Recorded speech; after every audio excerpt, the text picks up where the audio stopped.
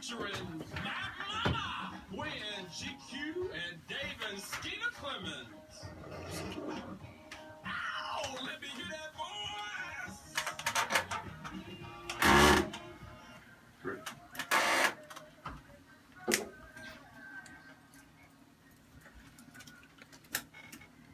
Ow! This is the S to the K to the double E to the T to the E to the R. Sitting here with the G to the Q, and I'm sitting next to the Fox to the V to the A, and little Hannah Montana. We in the house, and we are fired up. Hello, somebody. Hello, Memphis, Tennessee. Say hello, Virginia. What's going on? Paige. Hello, world. Y'all gonna have to come out of that, because this is the Unleashed Voice for the LGBTQ community radio show on AM 990 KWAM. So before we get into our radio show, I just have to run down the list of things of what we do and what our purpose is. We have 3 core principles that we try to also instill with our listeners. Stop that, I see you. Education, empowerment, and enrichment. The Unleashed Voice radio show is our brick to reaching a broader audience and to building a better society that is void of discrimination, prejudice, and inequality. It is our hopes that some of the information we present or presented while on the air will cause you to ask more relevant questions. And tonight, our segment is What's the L in LGBTQ? And before we get into that, I got to ask my son, what's on your mind? I want to talk about these baby kids that's running around the city beating people up. But, and to their defense, I have something that I read that I want to share with the listeners and share with you all. Just stay with me.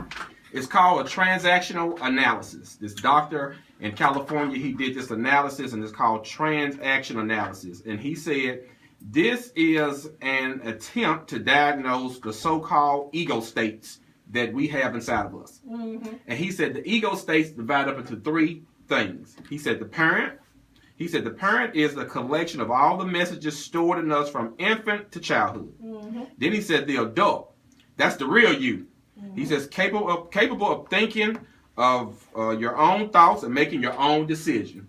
Then he said the child. He said it's a storehouse of all the emotional responses of your life, your fears, your anger, your guilty complexes, and your joy.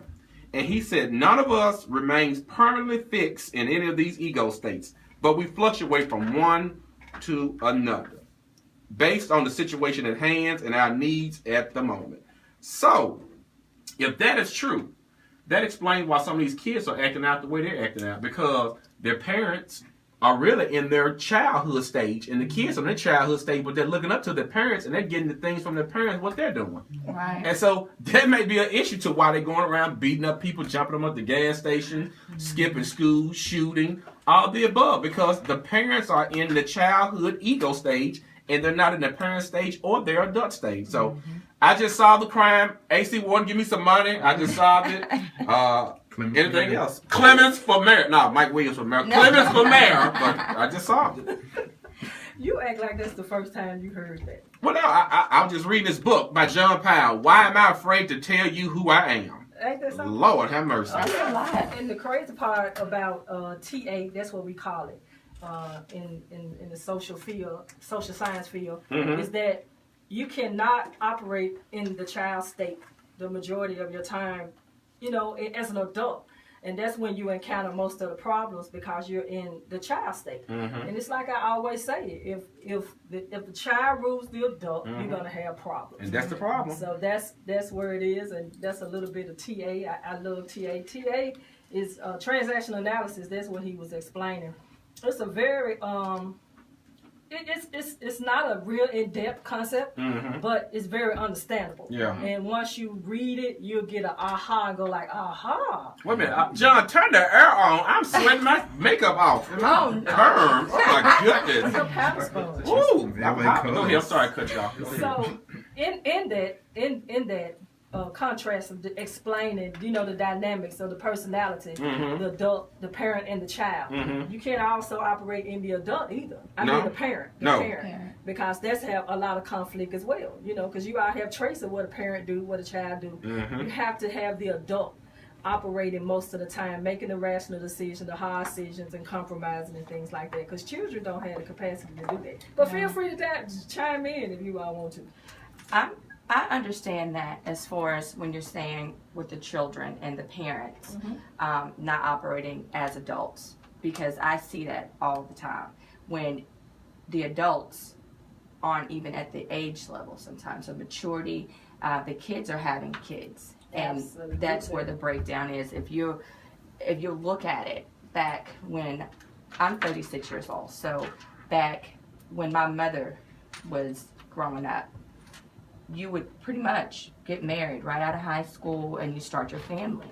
But the maturity level, it has nothing to do with your age, but the maturity, the life experiences, it seems like, they're not getting it.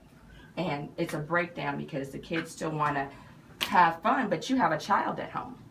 Who's going to raise that child? Who's going to teach that child right from wrong? So there's where the breakdown is. No one's raising the children. Mm-hmm. If you really want to be a conspiracy theorist, it started breaking down in the 70s, in the 60s with the sexual revolution. That old model of getting married first, all of that went out the window with the sexual liberty, the drug liberation, and the psychedelic movement. What's that big party they had out there? Woodstock? Yeah, Woodstock. Voodoo Child. All the babies was born doing Woodstock, so Virginia, that concept kind of went out the window. Right. And then, the introduction of drugs into the inner city. They took out a whole generation or two.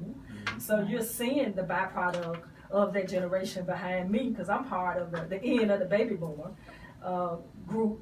And you're seeing a reduction of that. And in our occupation, we see it every day and all day that this is what's prevalent. Because when we passed by Poplar the other day, there were 2 police cars parked at that BP on Poplar in Cleveland where that incident took place. And we had a big argument Thursday night about the other usefulness that the police officer could be serving besides standing on Poplar in Cleveland to make sure they don't have any mobbings of the citizens going in to buy gas. So that was a waste of 2 officers that could have been out there really, really being relevant and fighting crime. But they were needed right there. I was like, wow. The big argument was like, okay, is it the gas station's responsibility or is the city of Memphis' responsibility to make sure that citizens are safe? Because your police officers can be everywhere, right, in all places at all times. So I think the public and the private sector is going to have to take some responsibility and hire some security, especially if they know in high crime areas. They know they have that foot traffic from those kids every day, whoever on that BP station. He knows this. Because if you go to the one on Madison and McLean, they only let so many kids in at one time. Right. I've seen that a lot. Yeah. Where they say 2 children at a time come in. Because they get out of school and they want to rush to the stores. And I see it. You see it all the time. So the public, you guys are going to have to step up to help out the police department. And we're also going to have some honest conversation about what is not being done for our children in this city. Lack of services. They closed the library, the parks, the community centers. Nothing to do at night, only in the summertime. Absolutely not. Well, what are they going to do the other 9 months? Right. Nothing. But what they're doing right now. Exactly. And that's just, chaos. Exactly. The schools are closing. All the schools are closing. The kids are being migrated together from all over the city. It doesn't work. No matter what they think, it does not work. Right. And that's my 2 cents. Well, it's 5:15. We have to take a pause for the calls. We have 2 beautiful women sitting here beside us. The foxy Virginia Awkward and sexy Paige Hannah. You want to say anything before we go on break? Paige, you better wake up. So we're going to dive into what's the L. She's going to talk when we come back off this commercial, baby, because I got some questions. The L is ladies. Oh, yeah. We're going to find out what's the L in LGBTQ. Ladies. Right here on AM 990. Ladies, man. KWAM, the unleashed voice for the LGBTQ community. Don't change that dial. We'll be right back.